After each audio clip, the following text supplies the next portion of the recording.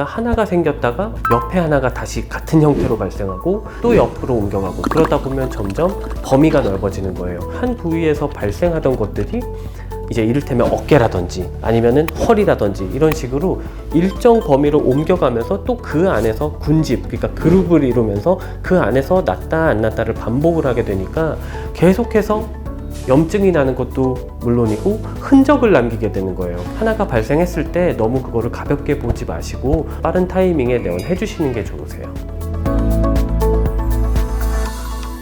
헤어라니언 홍대점 원장 정주영입니다. 등에 나는 여드름, 속칭 등드름, 그리고 가슴에 나는 여드름, 속칭 가드름이 발생하는 원인에 대해서 얘기를 조금 해볼까 합니다. 치료를 하는 것이 좋습니다.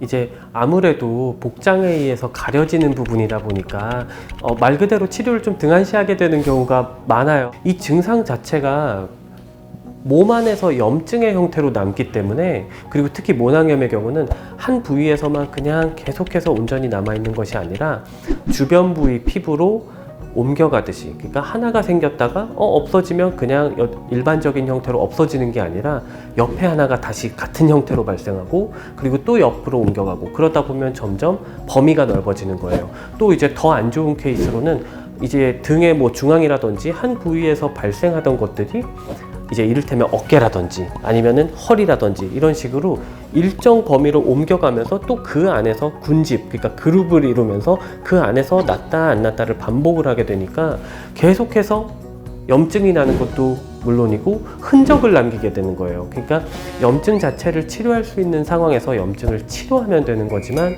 그러지 않고 이게 방치가 되었을 때는 염증이 발생하는 범위가 넓어지고 그에 따라서 치료하는 기간도 늘어지고, 그러다 보니까 등이나 가슴 부위는 얼굴하고 또 다르게 피부가 굉장히 착색이 잘 일어나요. 그러니까 이를테면은 뭐 빨간 자국이다 이런 게 아니라 좀 거뭇거뭇한 혹은 이제 갈색의 칙칙한 형태의 색소 침착이 남게 되는데, 그런 부분들은 그때 돼서 아무리 뭐 좋은 걸 발라주거나 뭐 출혈을 발생시킨다거나 해서 밝아지지 않고요. 그에 맞춰서 치료를 하게 되는 과정이 또 동반이 되어야 되니까 치료는 사실 하나가 발생했을 때 너무 그거를 가볍게 보지 마시고 좀 이 쉬이 없어지지 않고 계속해서 증가하는 형태다라고 하시면은 어느 정도는 빠른 타이밍에 내원해 주시는 게 좋으세요. 등드름이나 속칭 이제 가드름이나 이제 치료하지 않게 되면은 미관상 굉장히 좋지 않은 색소 침착을 많이 남기게 됩니다.